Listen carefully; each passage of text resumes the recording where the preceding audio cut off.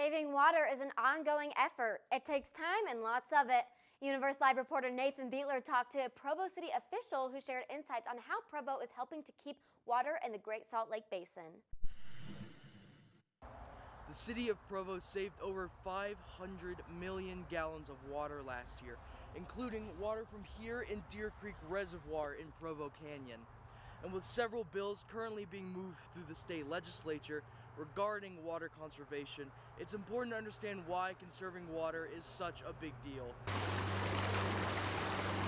Water is a very precious natural resource, one that you and I may take for granted. The city of Provo uses around 13 to 14 million gallons of water a day in the winter. It's closer to 40 to 60 million in the summer. When we use water, it's a return to the system. It either goes to Utah Lake or it goes into the ground. Provo Water Resources Department engineer Shane Jones tells me reducing demand might seem like the most logical way to conserve water. However, he says it may not be the most effective here in the Great Salt Lake Basin. Instead, the key is to prevent evaporation.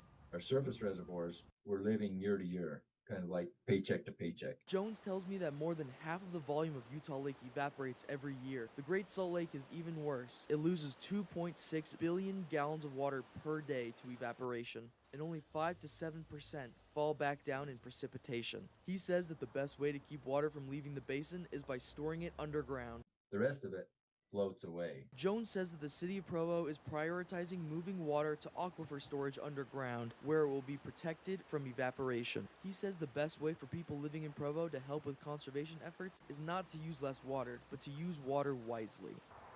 With the Universe Live in Deer Creek State Park, I'm Nathan Beitler.